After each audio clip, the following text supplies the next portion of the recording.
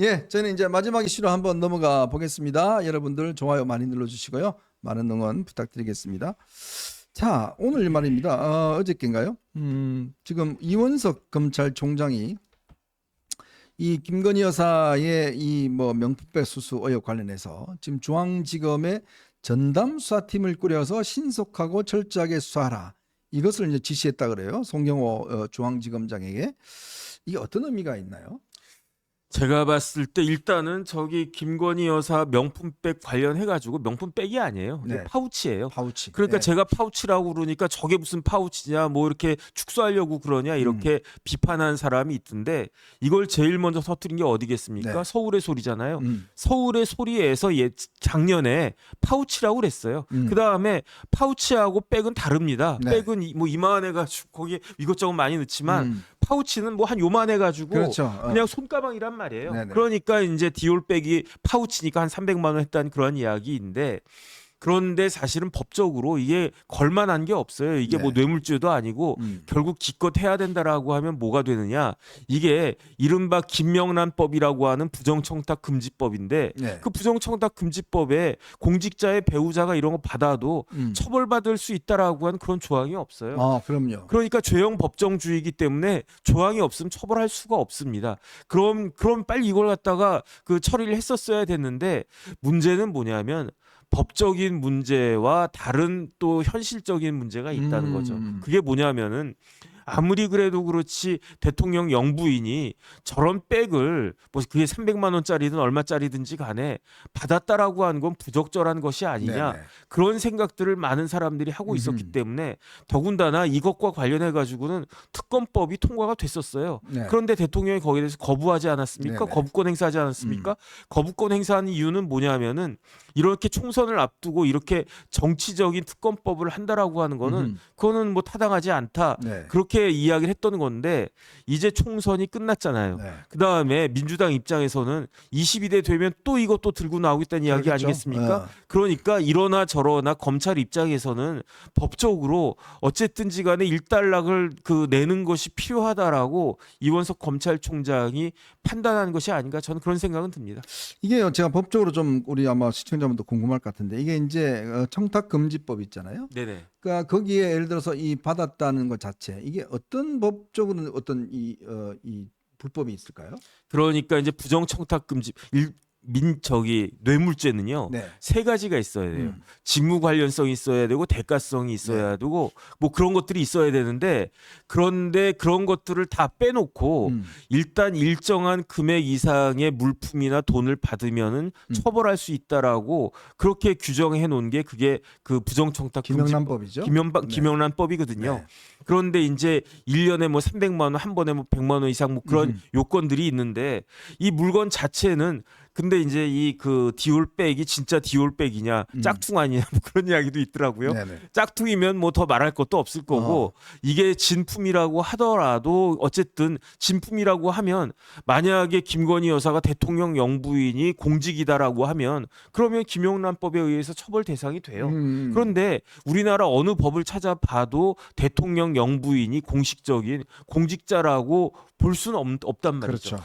그 공직자라고 하는 규정은 전혀 없다는 이야기죠. 네네. 그다음에 우리가 대통령을 뽑았지 뭐 영부인을 뽑았습니까? 그건 아니란 말이죠. 그렇기 때문에 이렇게 만약에 김영란법에 공직자 부인이 이런 식의 물품을 받으면 마찬가지로 공직자와 마찬가지로 처벌을 받는다. 이렇게 그런 규정이 있으면 그럼 처벌 받아야 돼요. 네. 그런데 그런 규정은 없기 때문에 뭐 이런 그 백을 받은 것이 뭐 그럴 수 있다. 뭐 아버지 뭐 친구 뭐 이렇게 뭐 친척 뭐 이렇게 뭐 지인 뭐 이런 것들 그 우리나라 정을 생각해 가지고 어쩔 수 없는 측면이 있다라고 생각하는 사람들도 있고 그렇지 않고 어쨌든 받았으니까 부적절하다라고 생각할 수도 있고 그렇긴 한데 그런데 다른 걸 다 떠나 가지고 법적으로는 이것을 처벌할 수 있을까? 법적으로 처벌할 수 없는 것이 명백한데 특검법을 해야 되나? 어쨌든 검찰 입장에서는 법률 전문가들이니까 뭐 이거는 뭐 이러이러한 이유로 기소할 수 없다. 불기소 처분을 갖다 내리든지 이제는 빨리 할 때가 됐다. 저는 그런 생각이 듭니다. 근데 대통령이 지금 이 문제와 관련해서 지금 법률적 위반 이게 뭐가 있나요? 그거는 제가 봤을 때는요. 네. 딱 하나가 있어요. 그게 뭐냐면은 만약에 이제 공직자는 이런 식의 이제 배우자가 이런 식의 물품을 받았다. 네. 그러면 신고하도록 되어 있어요. 아, 신고하도록. 네. 그런데 아마 이게 최재형이라고 하는 잼이 거의 뭐 이렇게 아주 이상한 목사가 이 김건희 여사 찾아와가지고 이 백을 준 날짜가 언제냐면은 2022년 9월 13일이었어요. 네네. 그런데 대통령 관저 이사한 날짜는 언제였느냐? 2022년 11월 8일부터 아하, 였던 거예요. 예. 그러니까 아직 대통령이 서초동 계실 때 그때 이제 와서 이런 것들을 전달했기 때문에 그다음 만약에 영부인이 뭐 대통령한테 저 최재형 목사라고 한 분이 뭐 우리 아버지 잘한다라고 해가지고 와가지고 나한테 이런 백을 갖다가 선물했어 이렇게 말씀하셨으면은 모르겠는데 그런 이야기를 안 했다라고 하면 저만 해도 우리 집사람이 누구한테 뭐 받는지 제가 어떻게 합니까? 그러니까 아마 대통령은 몰랐을 텐데 네. 그런데 지금은 알았잖아요. 지금은 아셨으니까 지금이라도 뭐 이런 걸 받았다고 하더라 그 김영란법에 따라 가지고 신고를 해야 되는 거 아닌가? 저는 오늘 아침에 머리 감으면서 대통령이 뭐 빠진 거 없나 곰곰이 생각을 해봤는데 예. 신고는 해야 되는 거 아닌가? 지금이라도 아, 지금이라도. 저는 그런 생각이 좀 들고요.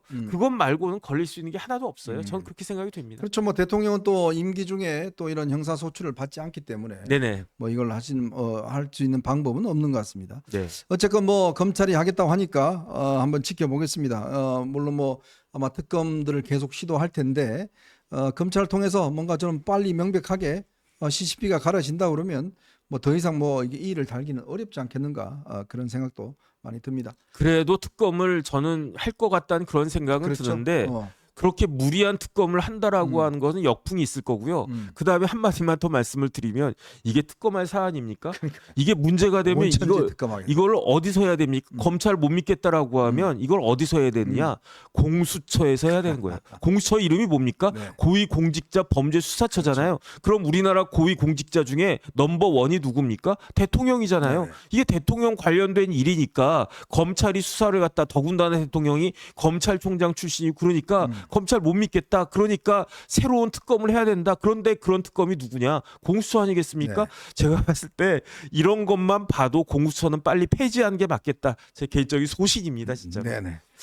자, 오늘도 많은 분들께서 저희 또 응원해 주셨습니다. 진실님께서 또 이렇게 응원해 주셨고요. 라벤더님께서 현종 오라버니 꼭 전해주세요. 대통령님과 한동훈 위원장님 속히 독대하셔서 서운했던 점 오해 풀고 다음 대선 정권 재창출 위해 화합하셔야 합니다.